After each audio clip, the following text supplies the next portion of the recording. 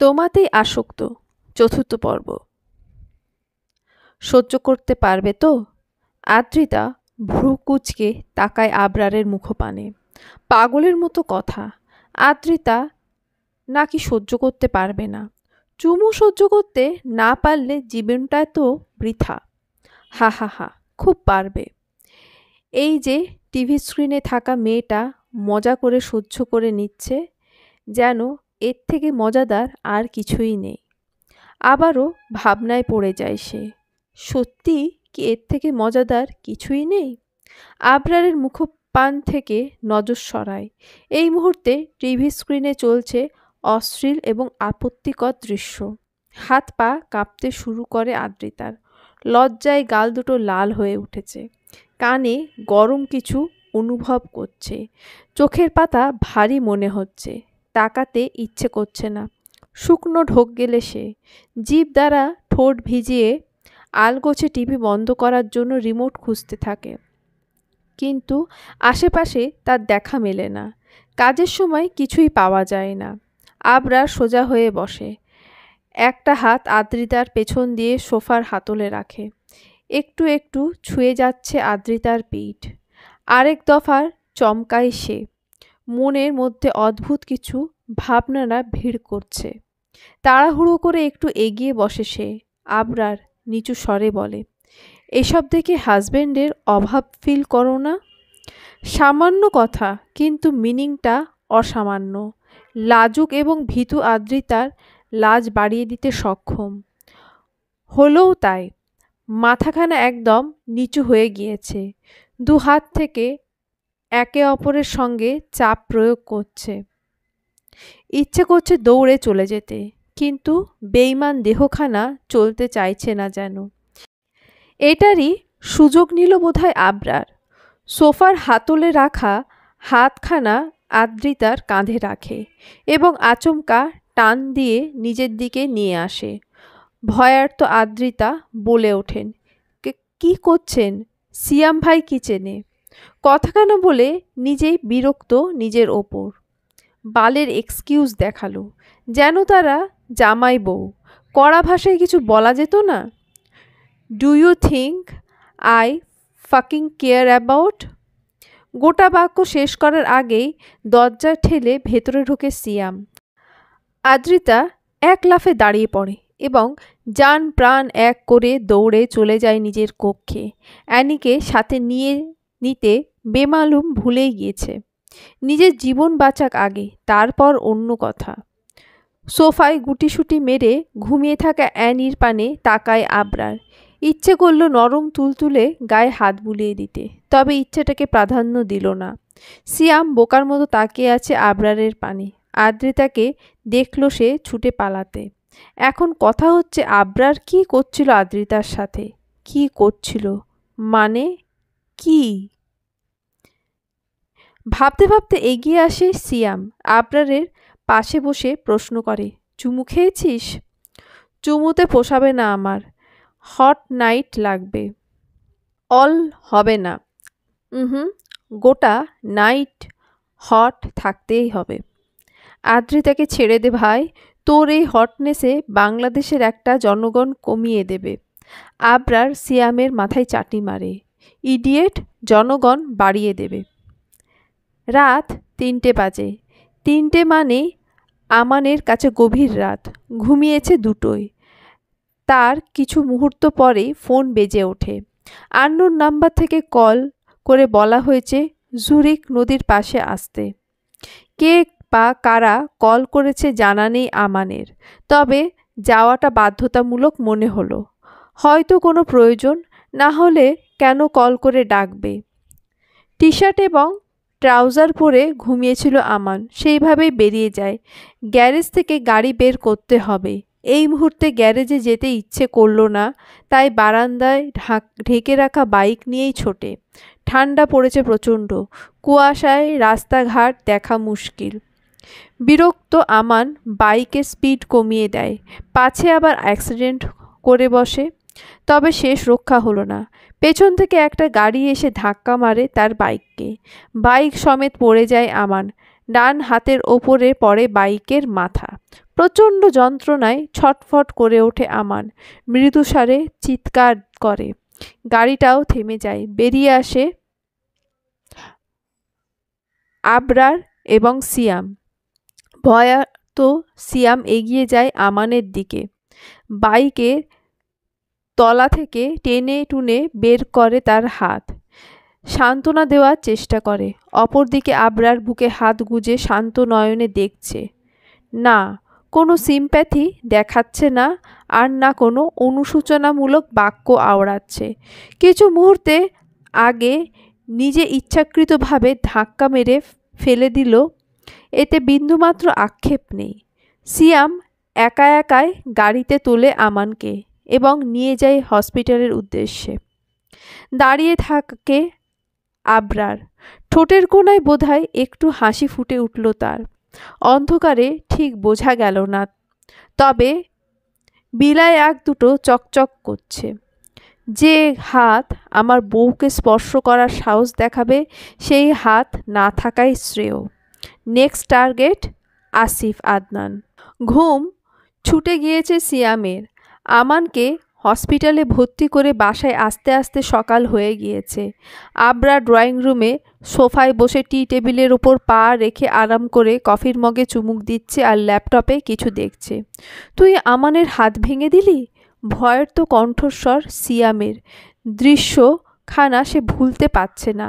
প্রাণপ্রিয় বন্ধুর সুন্দর হাতখানা কিভাবে চোখের নিমেষেই ভেঙে দিল। গলা কাটা মুরগির ন্যায় ছটফট করছিল। আবরার ল্যাপটপের স্ক্রিনে দৃষ্টি রেখে স্বাভাবিক স্বরে জবাব দেয়, দিলাম ভেঙে। নেক্সট টার্গেট তুই। এবার তোর চোখ তুলব। সিয়াম সঙ্গে সঙ্গে নিজের চোখের ওপর হাত রাখে, অনুনয়ের স্বরে বলে, প্রয়োজনে তোর বউকে মা বলে ডাকবো, তাও চোখ তুলিস না। ওকে, যা তোর মাকে ডেকে নিয়ে আয়, বলবি বাবা ডেকেছে। সিয়াম হতভম্ব হয়ে যায়। ক্রাশকে মা বলে ডাকবে? যাকে দেখে হৃদয়ে ঘণ্টা বেজেছিল, মন বলেছিল জীবনসঙ্গী পেয়ে গিয়েছিস, কলিজা বলেছিল তাকে তোর জন্যই পাঠানো হয়েছিল, ফুসফুস বলেছিল তোর ভালোবাসার পাখি, নাড়ি ভুড়ি বলেছিল এবার তুই মিঙ্গেল হবি, সেই ক্রাশকে এবার মা ডাকতে হবে? এই অবিচার ধর্মে সইবে? হৃদয়খানা ভেঙে চুরমার হয়ে যাচ্ছে। আবরার কি অন্যায় কথা বলেনি? অবশ্যই বলেছে। ঘোর অন্যায়মূলক কথা বলেছে, চরম লেভেলের অন্যায়। কিন্তু এটা কে বলবে গোমড়ামুখ ভয়ঙ্কর আবরারকে? কার বুকের পাটা আছে আবরার তাসনিনের গলায় আঙুল দিয়ে বোঝানোর, তুই অন্যায়কারী, তুই অপরাধী, তোর ক্ষমা নাই? যেই বলতে যাবে তাকেই চোখের দৃষ্টি দিয়ে জ্বালিয়ে দেবে বা আমানের মতো মুখখানা ভেঙে দেবে। শুকনো ঢোক গেলে সিয়াম অসহায় দৃষ্টিতে তাকায় আবরারের পানি। কি সুন্দর দেখতে, ঠিক রাজপুত্রের মতো, কিন্তু মনখানা নির্দয় পাষাণ। এই মুহূর্তে নির্দয় পাষাণ পুরুষ ব্যস্ত ভঙ্গিমায় ল্যাপটপের কিবোর্ডে আঙুল চালাচ্ছে। খচ খচ শব্দে মুখরিত হচ্ছে গোটা ড্রয়িং রুম।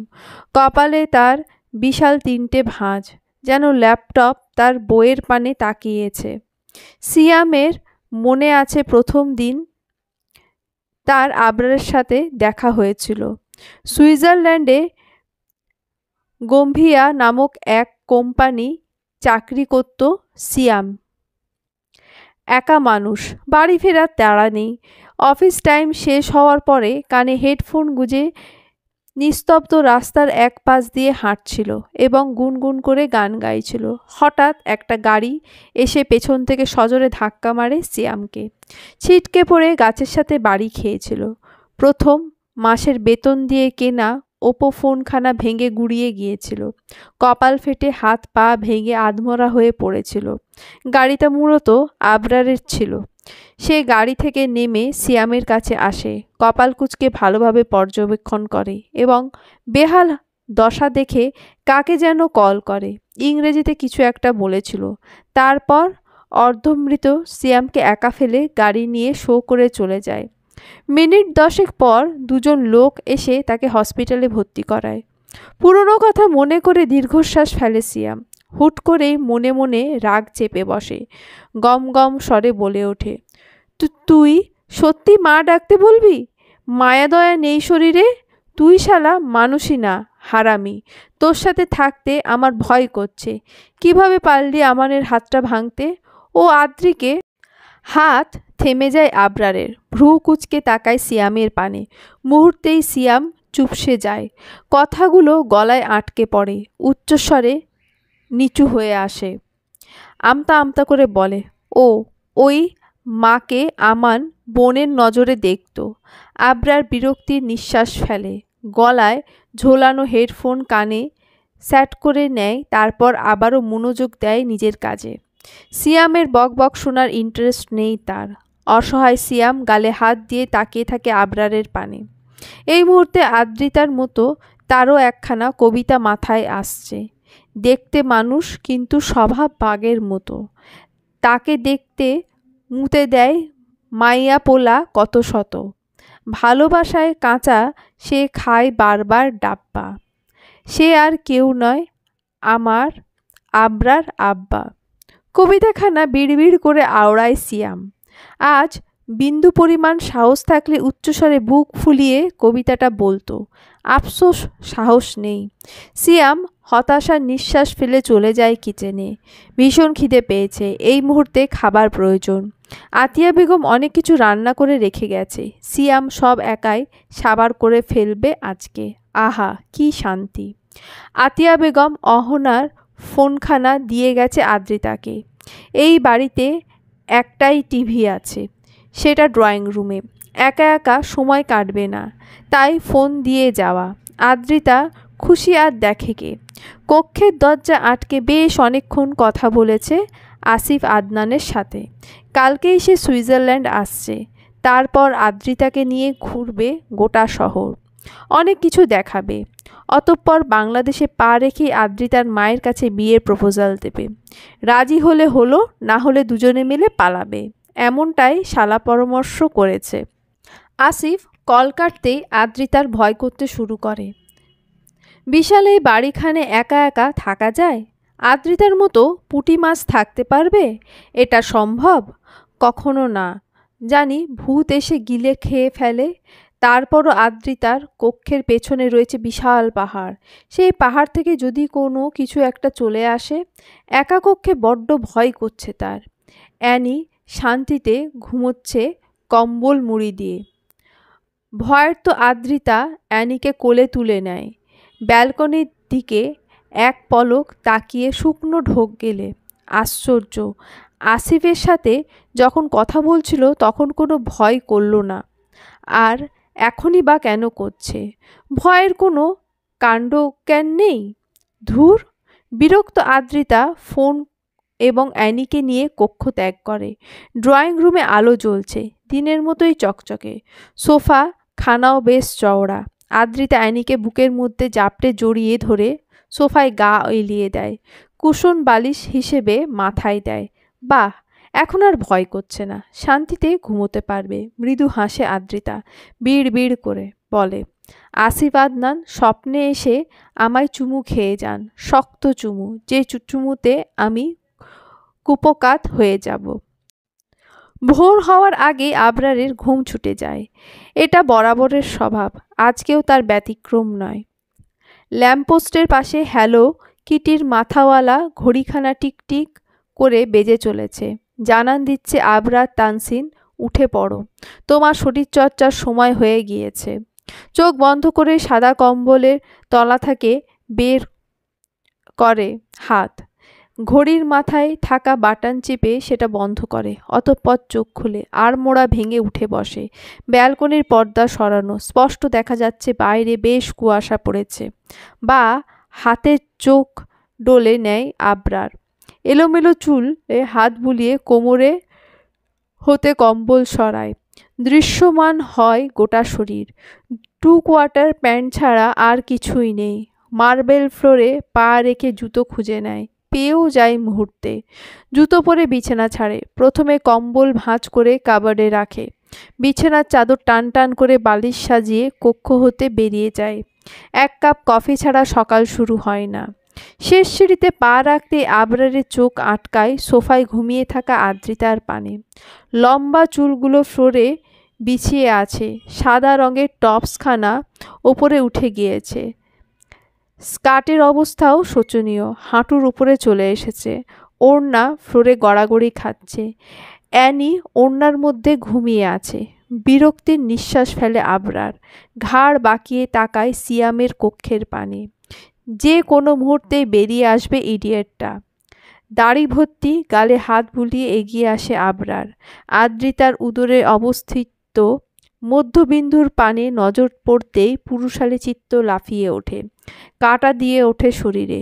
কঠিন কিছু গালি আওড়ে নিজের নজর ফিরিয়ে নেওয়ার চেষ্টা করে, কিন্তু বেহায়া চোখ দুটো সরতে নারাজ। অগত্যা বসে পড়ে ফ্লোরে, নজর পড়ে ফোনের পানে। সেটা হাতে তুলে কল করে সিয়ামের নাম্বারে। বেশ সময় লাগে রিসিভ হতে। হ্যালো বলার আগেই আবরার বলে ওঠে, 10টার আগে রুম থেকে বের হবি না। সিয়ামকে কিছু বলার সুযোগ না দিয়েই কল কেটে পরপরই ফোনখানা অযত্নে ফেলে রাখে সোফায়। আবরার তাসনিনের ব্যক্তিত্ব কঠিন। 33 বছর জীবনে কখনোই নারীর সঙ্গ অনুভব করেনি, কখনোই কোনো নারীকে ছুঁয়ে দেখেনি। নারীতে যেন তার অ্যালার্জি। সুইজারল্যান্ডে আসার পরপরই একটা ঘটনার সম্মুখীন হয়েছিল আবরার। জুরিক নদীর পাশে বাসা নিয়েছিল, বাংলাদেশি এক পরিবারের সাথে শেয়ার করে থাকতে হবে। নতুন শহর, হাতে টাকা নেই, পরিচিত কেউ নেই। অগত্যা আবরার রাজি হয়। সেই পরিবারে সোনালী নামে একটা মেয়ে থাকতো, বয়সে আবরারের থেকে বড়ই হবে। প্রথম থেকেই মেয়েটা আবরারকে লক্ষ্য করত। একদিন প্রচণ্ড বৃষ্টি হচ্ছিল, অফিসে যেতে পারেনি আবরার। নিজের কক্ষে বসেছিল, কফি পান করছিল, দরজা লক করতে ভুলে গিয়েছিল। সেটার সুযোগ নিয়েই কক্ষে ঢুকে পড়ে সোনালী। আবরারকে সিডিউস করার জন্য পরনের কামিজ খুলে ফেলেছিল মুহূর্তে। গোটা ঘটনায় হতভম্ব হয়ে আবরার কিছু বোঝার বা বলার সুযোগটুকুও পায়নি। কফির মগ পড়ে যায় হাত ফসকে। শুকনো ঢোক গিলে নজর ফিরিয়ে নেয় সোনালীর থেকে। শুকনো ঢোক গিলে গম্ভীর স্বরে বলেছিল, আপনি এখানে কেন? সোনালী আবরারের সামনে গিয়ে দাঁড়ায়, আবেদনময়ী ভঙ্গিমায় বলে, কেউ জানতে পারবে না, ট্রাস্ট মি। তুমি আর আমি, একটু ভালোবাসো আমায় প্লিজ। সোনালী হাত বাড়িয়ে ছুঁতে যায় আবরারের গাল। একটু হলেই ছুঁয়ে দিতে পারবে। পিছিয়ে যায় গম্ভীর মানব। রাগে চোয়াল শক্ত করে ফেলে। আশেপাশে তাকিয়ে কিছু খুঁজতে থাকে, অতঃপর ফুলদানি দেখতে পায়। সেটা তুলে মুহূর্তেই সোনালীর মাথায় আঘাত করেছিল আবরার। সোনালী অবচেতন হয়ে পড়ে যায়। আবরার একদলা থুতু ফেলে 1 সেকেন্ডও সময় ব্যয় করে না, প্রয়োজনীয় জিনিস গুছিয়ে বেরিয়ে আসে ওই বাড়ি থেকে। পেছন ফিরে তাকায়নি আর। সেই আবরার তাসনিন এর বুক কাঁপছে, ইচ্ছে করছে ভুলভাল কিছু একটা করে ফেলতে। আদ্রিতার আকর্ষণীয় উদরের মধ্যমণিতে ওষ্ঠ ঠেকিয়ে গভীর চুম্বন এঁকে দিতে, বা কমলার কোয়ার ন্যায় ওষ্ঠ দুটো গভীরভাবে ছুঁয়ে দিতে। আজ অবধি নিজের কোনো ইচ্ছে অপূর্ণ রাখেনি আবরার তাসনিন। এখন অপূর্ণ রাখবে? একদমই না। নয়নজোড়া বন্ধ করে নেয় আবরার। বাঁ হাতে বড় বড় চুলগুলো পেছনে ঠেলে হাঁটুতে ভর দিয়ে মেরুদণ্ড সোজা করে। একই হাতে এগিয়ে দেয় আদ্রিতার পানে। পিঙ্ক কালার টপসখানা 2 আঙুলের ওপরে তোলে, গোটা উদর উন্মুক্ত করে। মধ্যমণির ঠিক ওপরে কুচকুচে কালো তিল রয়েছে। আবরার বিরক্তির নিঃশ্বাস ফেলে, বিড়বিড় করে বলে, ফাকিং তিল, বালছাল, এটাকে এখানেই থাকতে কে বলেছে? মাথা নষ্ট হওয়ার মতো অবস্থা আবরারের। জিভ দ্বারা ঠোঁট ভিজিয়ে মুহূর্তে মুখ এগিয়ে নেয় উদরের পানে এবং পরপরই মধ্যমণিতে ওষ্ঠ থেকে গভীর চুমুতে লিপ্ত হয়। ঘুমের মধ্যেই কেঁপে ওঠে আদ্রিতা। মৃদুস্বরে উফ শব্দ করে ওঠে, যেন বিজয় বিরক্ত সে। আবরার কামড়ে ধরে নরম মাংসের স্থল এবং মুহূর্তে সরে আসে। হাতের উল্টো পিঠে ঠোঁট মুছতে মুছতে কিচেনের দিকে চলে যায়। আদ্রিতা পিট পিট করে চোখ খোলে, উদরে জ্বলছে, হাতখানা সেখানে চলে যায়। ভেজা ভেজা অনুভব করতে কপাল কুঁচকে উঠে বসে। হাই তুলে টপস উঁচু করে তাকায়। মুহূর্তে আদ্রিতার অক্ষিপল্লব বড় বড় হয়ে যায়। এটা কি হয়েছে? কেউ কামড়ে দিয়েছে? মানুষের দাঁতের দাগ? শুকনো ঢোক গেলে আদ্রিতা এদিক ওদিক তাকে কিছু একটা খুঁজতে থাকে, কিন্তু আশানুরূপ কিছুই খুঁজে পায় না। ভয়ে কলিজা কেঁপে ওঠে। কে তাকে কামড়ে দিয়েছে? কেউ তো নেই বাড়িতে। চিন্তিত আদ্রিতার হাত পা মৃদু কম্পন অনুভব করে। গলা এবং হাত পা চেক করে নেয় আরও কোথাও এমন দাগ রয়েছে কিনা। হঠাৎ আদ্রিতা খেয়াল করে কিচেন থেকে ঝনঝন শব্দ আসছে। ভীতু আদ্রিতা ফ্লোর থেকে অ্যানিকে কোলে তুলে নেয়। ঘুমে ব্যাঘাত ঘটায় বিরক্ত অ্যানি মিউ মিউ আওয়াজ তোলে। সেদিকে পাত্তা না দিয়ে আদ্রিতা বরং ওড়নাখানা মাথায় জড়িয়ে কিচেনের দিকে পা বাড়ায় খুব সাবধানে। আবরার তাসনিনকে ব্যস্ত ভঙ্গিমায় কফি বানাতে দেখে স্বস্তির নিঃশ্বাস ফেলে আদ্রিতা। যাক, চোর ডাকাত ঢোকেনি। এখানে কি চাই? আশ্চর্য, লোকটা দেখল কি করে? আদ্রিতা তো একটুও শব্দ করেনি, আর লোকটাও তো এদিকে তাকায়নি, বরং মনোযোগ দিয়ে কফির বোতলের মুখ খুলছিল। তাহলে দেখল কি করে? যেভাবেই দেখুক, আদ্রিতা জানার দরকার নেই। তার প্রয়োজন হলো এটা জানা, তাকে কে কামড়েছে। ভাইয়া, একটা কথা বলতে এসেছি। ধমক দেবেন না প্লিজ, আর্জেন্ট কথা। ভীতু কণ্ঠস্বর আদ্রিতার। আবরার জবাব দেয় না। আদ্রিতা বুঝতে পারে খাটাস হাতি জবাব দেবে না, তাই নিচু স্বরে বলে, কেউ এসেছিল বাড়িতে? দেখেছেন আপনি? চা চামচের করে 2 চামচ কফি পাউডার মগে ঢেলে দেয় আবরার। দক্ষ হাতে পানির পাতিল হতেও গরম পানি ঢেলে নেয়। আদ্রিতার প্রশ্নর কোনো জবাব দেওয়ার প্রয়োজন বোধ করে না। আদ্রিতা ফের বলে, ভাইয়া, কে জানি আমার বলতে বলতে থেমে যায়। এবার আবরার তাকায় আদ্রিতার পানে। বরাবরের মতো 2 ভুরু জোড়া আড়াআড়িভাবে কুঁচকে রেখেছে।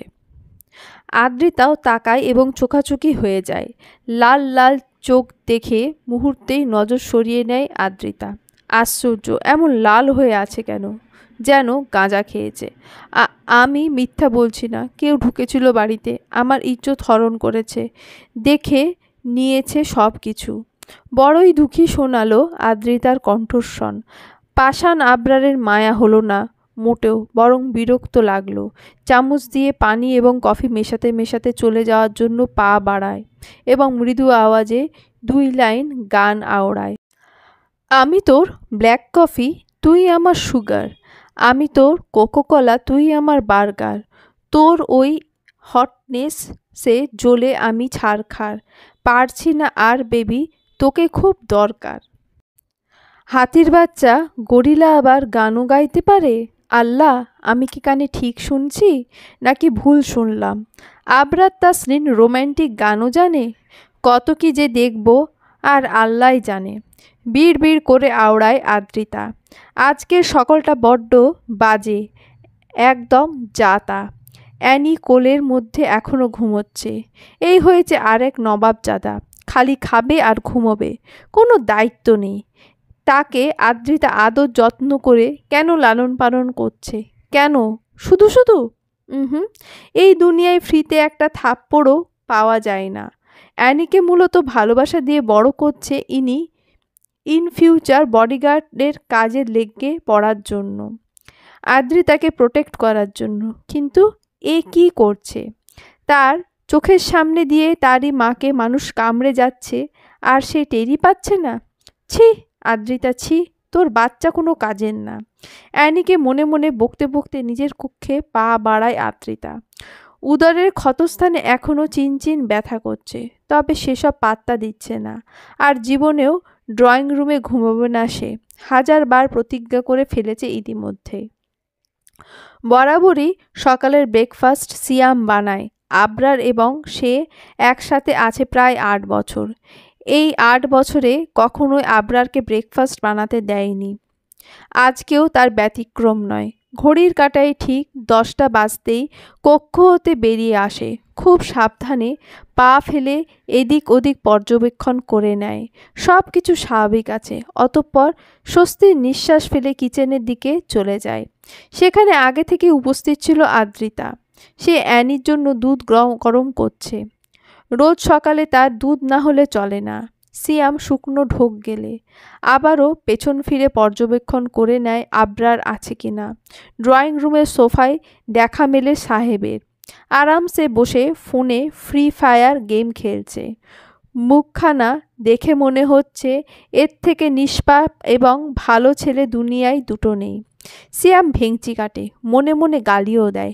শালা, বউ কি তোর একারই আছে?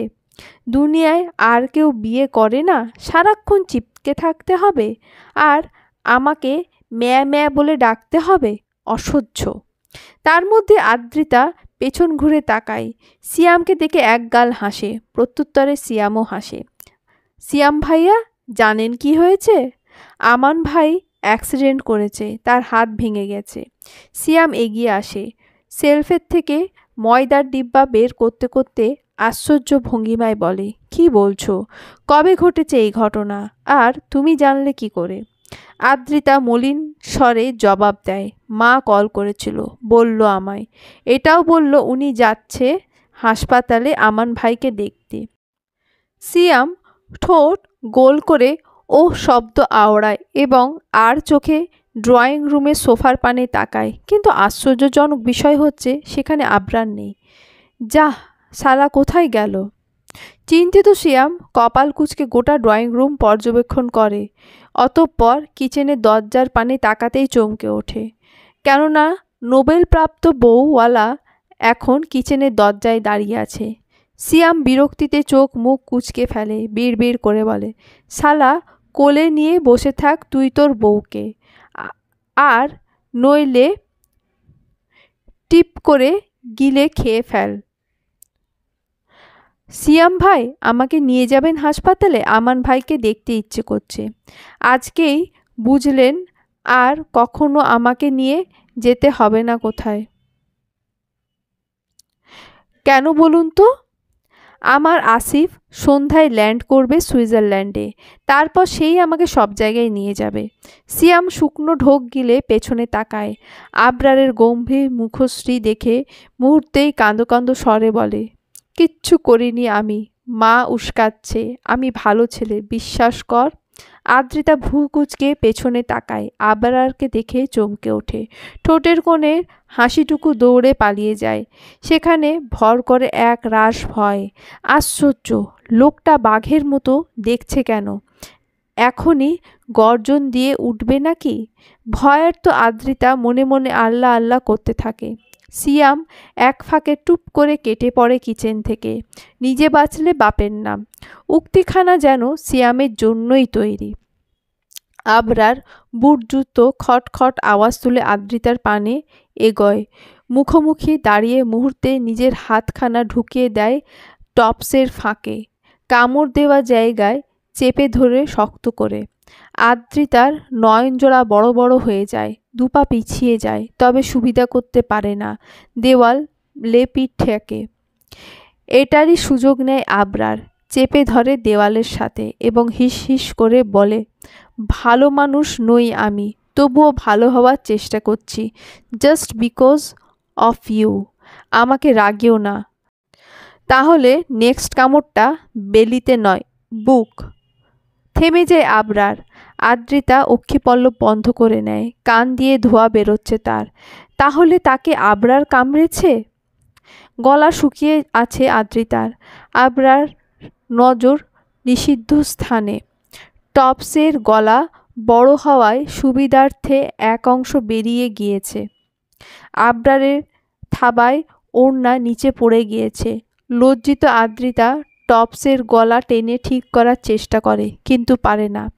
আবরার তাসনিনের হাতে চাপা পড়েছে টপসের বেশ অনেকটা অংশ। ছাড়ুন আমায়। কি করছেন? আবরার আদ্রিতার গলার দিকে মুখ এগোতে এগোতে বলে, ছাড়ুন, ধরুন, অশ্লীল আওয়াজ এসব করবে আমার নিচে। আদ্রিতা নিজের হাত দিয়ে ছাপিয়ে ধরে আবরারের মুখ। বলতে দেবে না সে। লোকটার কথা ভয়ঙ্কর। কাঁপিয়ে তোলে আদ্রিতার সর্বাঙ্গ। নিঃশ্বাস বন্ধ করে দেয়। আপনি প্লিজ কথা বলিয়েন না। আপনার মুখের এক একটা কথা আমার আমার থেমে যায় আদ্রিতা। আবরার ঠোঁট বাঁকিয়ে ভ্রু কুঁচকে ছোট্ট ছোট্ট নয়নে দেখতে থাকে আদ্রিতাকে। কপাল, নাক, গাল, ঠোঁট। তারপর পুনরায় অপ্রস্তুত হয়ে পড়ে আদ্রিতা। ছাড়া পাওয়ার জন্য হাঁসফাঁস করতে থাকে। জিভ দ্বারা ঠোঁট ভিজিয়ে মনে মনে বলে, আপনার চাহনি মুখের ভাষার থেকেও মারাত্মক। কখন জানি ছোট্ট আদ্রিতার ছোট্ট কলিজা লাফিয়ে বেরিয়ে আসবে। কলিং বেল বেজে ওঠে। আদ্রিতা ছটফট করতে থাকে। আবরারের হাতের ওপর হাত রেখে ছাড়ানোর চেষ্টা করে। বিরক্ত আবরার দাঁতে দাঁত চেপে ছেড়ে দেয় আদ্রিতাকে। চুলায় বসানো গরম দুধের পাতিল ফেলে দেয় ছুঁড়ে। বিকট শব্দ দেওয়ালে বাড়ি খায় সেটা। আদ্রিতা জান হাতে নিয়ে এক দৌড়ে চলে যায় কিচেন থেকে। বাড়ির মূল ফটকের দরজা খুলে দেয়। আতিয়া বেগমকে দেখে মুহূর্তেই জাপটে জড়িয়ে ধরে এবং বিড়বিড় করে বলে, মা, আমি আর এখানে থাকবো না। বাংলাদেশ নিয়ে চলো আমাকে। আতিয়া বেগম আদ্রিতার মাথায় হাত বুলিয়ে শান্ত করার চেষ্টা করে। আশ্বাস দিয়ে বলে, আম্মু, চলে এসেছি তো। কি হয়েছে বলো আমায়। আদ্রিতা হুঁশ ফেরে। কি বলবে মাকে? তোমার ছেলে কামড়ে দিয়েছে আমায়? নাকি বলবে দেওয়ালের সাথে চেপে ধরে উদরে হাত দিয়েছে? ছি ছি, এসব বলা যায়? অপ্রস্তুত আদ্রিতা একটু হাসার চেষ্টা করে বলে, তোমায় মিস করছিলাম তো তাই। আতিয়া আদ্রিতার মাথায় গাঁটটা মেরে হেসে বলে, পাগল মেয়ে। আবরা স্যুট বুট পরে জেল দিয়ে সেট করা চুলে হাত বুলাতে বুলাতে বেরিয়ে যায় সদর দরজা পেরিয়ে। একবারও ওদের দিকে তাকায় না। আতিয়া বেগম এক পলক তাকিয়ে নজর ফিরিয়ে নেয়। আদ্রিতাকে নিয়ে সোফায় বসে। তখনই ফের কলিং বেল বেজে ওঠে। দরজা খোলা। সেখানে দাঁড়িয়ে আছে ধপধপে ফর্সা এক মানব। আদ্রিতা এগিয়ে যায় এবং বলে, কি চাই? ছেলেটা একটা ফোন এগিয়ে দেয় আদ্রিতার পানে এবং ইংরেজিতে কিছু একটা বলে। মূর্খ আদ্রিতা ইংরেজি বোঝে কম, তাই ছেলেটার কথা বুঝতে পারে না, তবে আন্দাজ করে নেয়। ফোনখানা হাতে নিয়ে বলে, খুঁজে পেয়েছেন ফোনটা? রাস্তায় পড়েছিল? ধন্যবাদ আপনাকে।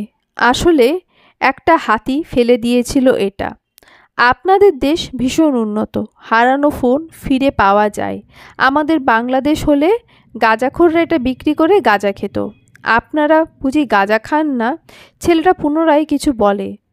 মানে হলো সে আদ্রিতার কথা বুঝতে পারেনি। হতাশ আদ্রিতা দীর্ঘশ্বাস ফেলে বলে, অনুন্নত, অশিক্ষিত, লিজেন্ডহীন দেশ হচ্ছে সুইজারল্যান্ড। বাংলাদেশের মানুষদের সামনে হাঁ বললে তারা হাতি বুঝে যায়, অ বললে অজগর। আর এখানকার মানুষদের কথা বেটে গিলিয়ে দিলেও বলে, sorry ma'am, I don't understand what you are saying. চলবে।